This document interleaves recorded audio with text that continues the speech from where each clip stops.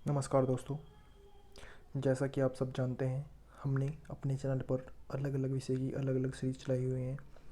तो उसी संदर्भ में आज हम आपके सामने लेके आए हैं घटना चक्र।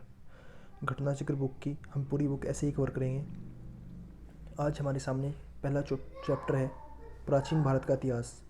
इसमें हम पाषाण काल देखेंगे। ठीक है दोस्तों। और इसमें जो विभिन्न परीक्षाओं में आए हुए क्वेश्चन हैं, ज़्यादातर क्वेश्चन वही रिपीट होते हैं, उन्हीं क्वेश्चनों को हम लेकर चलेंगे। अगर आप हमारे चैनल पर नए हैं तो हमारे चैनल को लाइक, शेयर और सब्सक्राइब कर लीजिए, जिससे आपको आने वाली एग्ज़ाम में काफ़ी सहायता मिलेगी। तो आइए दोस्तों शुरू करते हैं। पाषाण काल। इसमें हमारा जो पहला क्वेश्चन है वो है रॉबर्ट ब्रूस फूट थे एक। जो हमारे रॉबर्ट ब्रूस फूट थे ये क्या थे? ये भूगर्भ वैज्ञानिक भी थे, पुरातत्वविद भी थे, ये दोनों थे। इनको इंसाइक्लोपीडिया ब्रिटानिका के अनुसार रॉबर्ट ब्रूस फूट ब्रिटिश भूगर्भ वैज्ञानिक पुरातत्वविद थे। जियोलॉजिकल सर्वे से संबंध रॉबर्ट ब्रूस फूट ने 1863 में भारत में पाषाणकालीन वस्तुओं के अन्वेषण की शुरुआत की थी। अतः स्पष्ट है कि इस प्रश्न का उत्तर ए और बी दोनों ही हो सकता है। ठीक है दोस्तों। और ये क्वेश्चन हमारा आया हुआ है, देख लीजिए आप, यूपी लोअर सब इंस्पेक्टर में आया, फ्री 2015 में।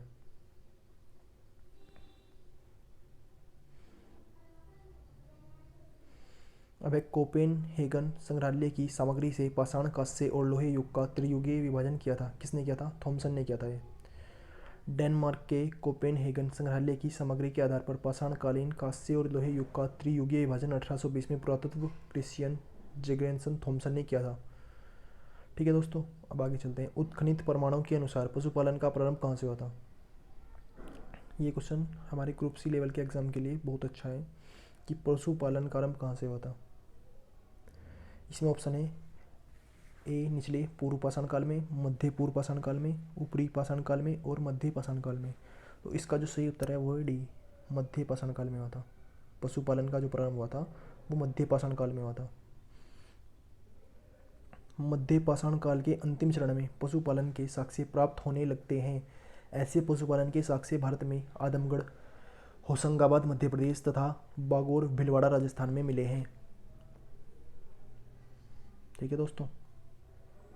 मध्य पाषाणिक प्रसंग में पशुपालन के प्रमाण जहाँ मिले हैं वह स्थान है, जहाँ हमारे मध्य प्रसंग में पशुपालन के प्रमाण मिले हैं वह स्थान कौन सा है? आदमगढ़। और अभी हमने देखा था आदमगढ़ कहाँ पे है?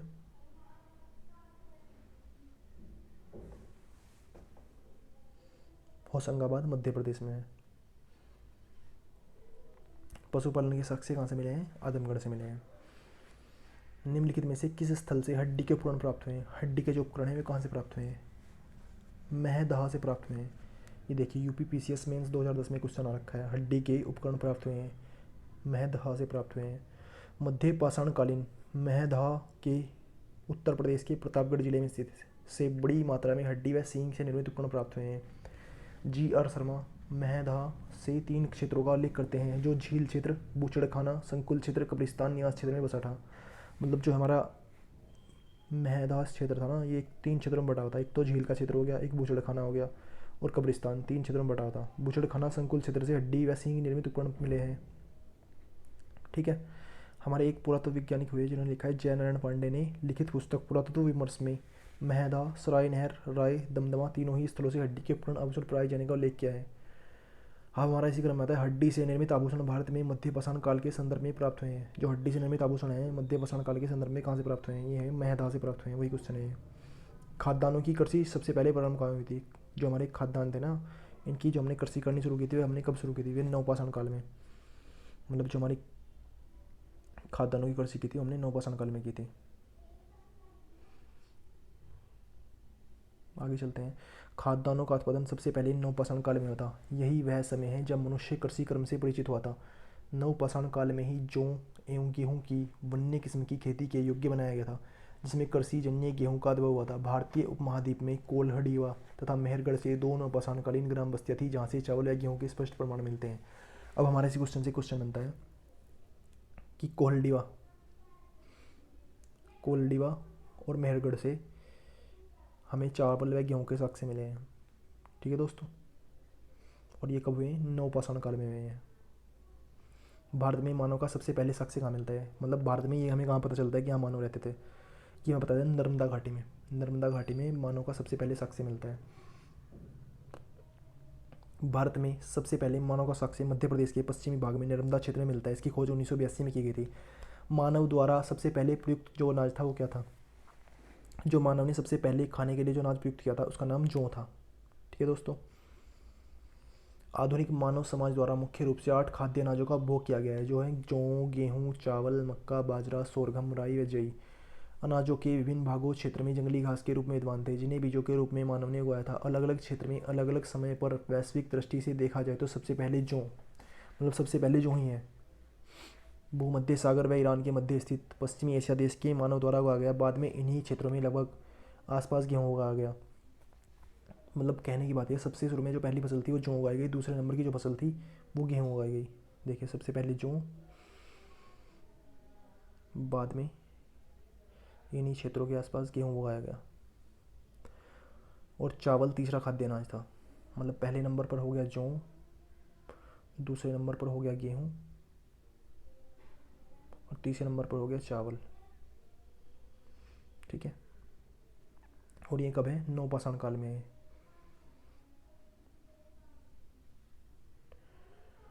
जिसे मानव ने लगभग 7000 ईस्वी के आसपास चीन के यांगत्जे घाटी में, अब ये यांगत्जे नदी घाटी में उगाया था। मक्का मध्य एशिया और दक्षिण अमेरिका में लगभग 6000 ईसा पूर्व में उगाया गया था। इसका पहला साक्ष्य मैक्सिको में पाया जाता है। मक्का का सबसे पहला साक्ष्य मैक्सिको में, मक्का का सबसे पहला साक्ष्य मैक्सिको में पाया जाता है।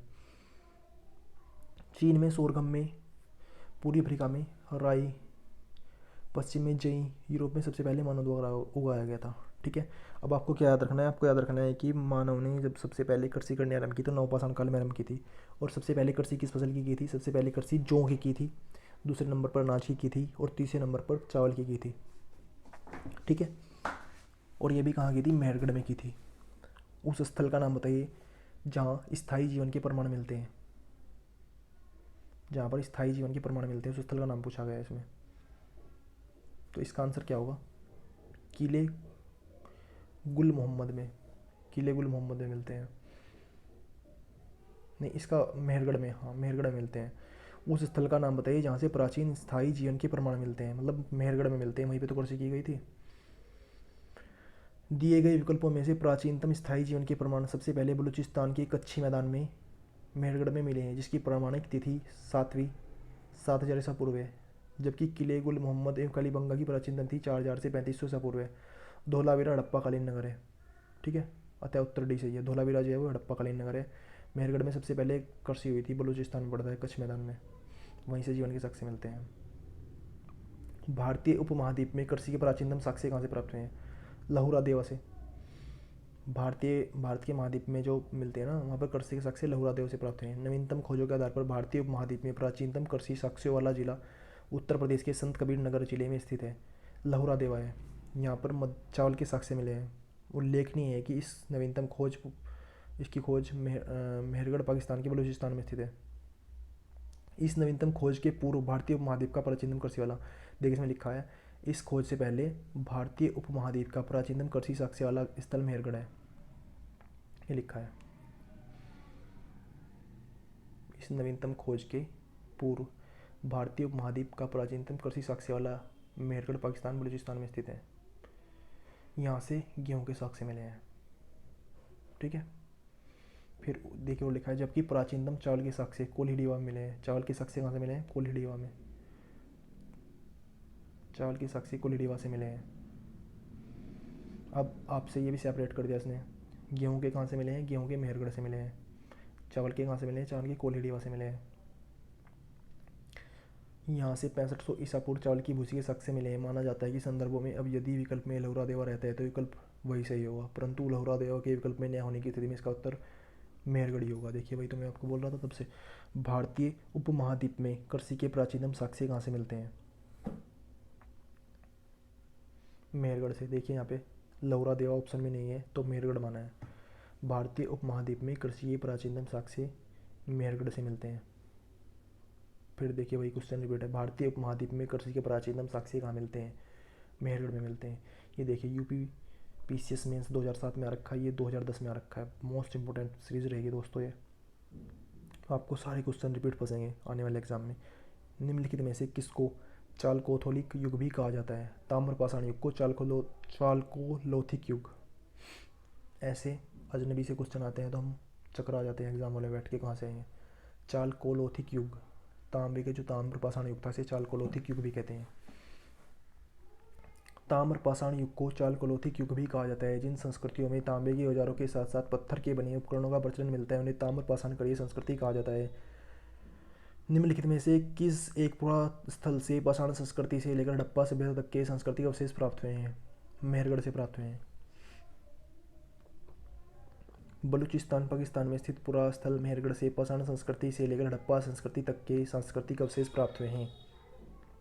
अब ये आता है नवदा टोली का उत्खनन किसने किया था? नवदा टोली कुछ जगह पड़ती है, उसका उत्खनन हमारा HD सांकलिया ने किया था।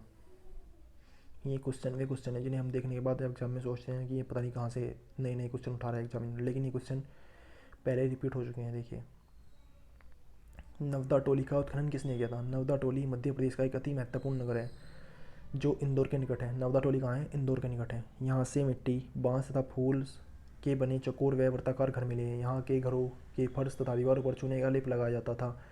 यहाँ के मूल मर्दभांड लाल काले रंग के हैं जिन पर ज्यामिति आकृति है। यहाँ की मुख्य फसलों में गेहूँ, अलसी, मसूर, काला चना, हरा चना, हरी मटर, खेसरी तथा चावल है। नवदा टोली का उत्खनन दक्कन कॉलेज पूना के प्रोफेसर HD संकलिया ने किया था। ये स्थल इस महाद्वीप का सबसे बड़ा विस्तृत उत्खनन ताम्रपाषाणी ग्राम स्थल था जिसकी तिथि 1600 से 1300 के बीच निर्धारित की गई है। तो आप समझे, नवदा टोली इंदौर के निकट है। इसकी खोज किसने की थी? HD संकलिया ने की थी और ये इंदौर मध्य प्रदेश में है। यहाँ पे ज्यामिति आकृति मिली है। ठीक है, नवदा टोली किस राज्य में? देखिए भाई क्वेश्चन आ गया। नवदा टोली मध्य प्रदेश में, इंदौर के निकट, हमने भी पढ़ा है ऊपर। वृहत पाषाण स्मारकों की पहचान की गई है, मतलब बड़े जो पत्थर के स्मारक हैं उनकी पहचान कहाँ से की गई है?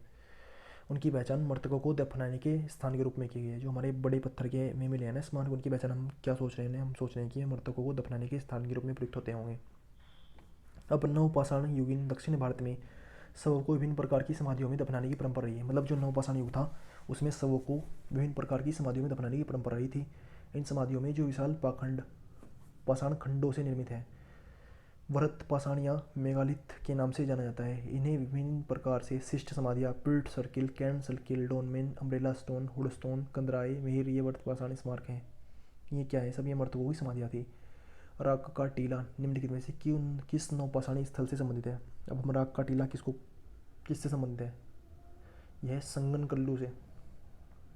कर्नाटक में मैसूर के पास बेल्लारी जनपद में स्थित संगनकल्लू नामक नवपाषाणकालीन स्थल से राग के टीले प्राप्त हुए हैं। पिल्हिकल में भी राग के टीले मिले हैं। ये राग के टीले नवपाषाणकालीन युगीन पशुपालक समुदाय मौसमी शिविरों के जले हुए अवशेष हैं। अब भीमबेटका आ गया। देखिए, भीमबेटका किसके लिए प्रसिद्ध है? भीमबेटका गुफाओं के शैलचित्र के लिए प्रसिद्ध है। भीमबेटका का चट्टानी शरण स्थल भोपाल से 45 किलोमीटर पश्चिम में स्थित है। यूनेस्को से भीमबेटका शैलचित्रों को विश्व विरासत सूची में सम्मिलित किया गया है।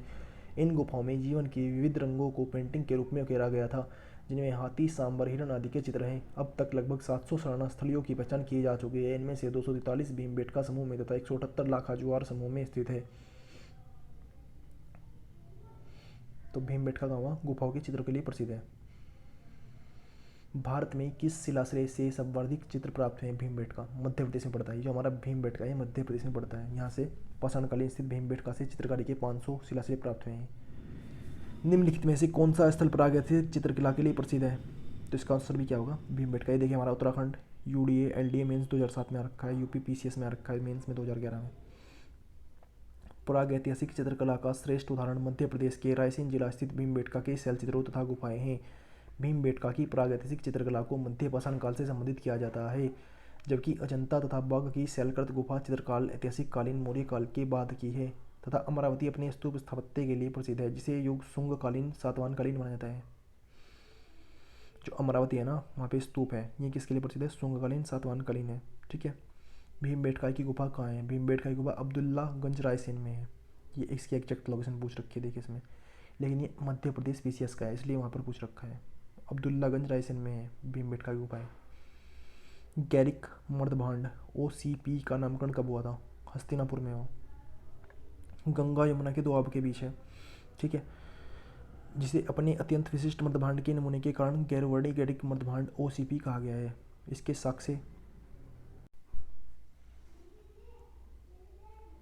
साक्ष्य विशेष हस्तिनापुर अतरंजी खेड़ा से प्राप्त हुए हैं। ताम्रसम काल में महाराष्ट्र के लोगों मृतकों के घर फर्श के नीचे किस तरह रखकर दफनाते थे। जो हमारा ताम्र संस्कृति का काल था ना, उसमें महाराष्ट्र के लोग थे वे अपने मृतकों को घर के फर्श के नीचे दफनाते थे। किस तरह रखकर दफनाते थे ये पूछा गया है इसमें।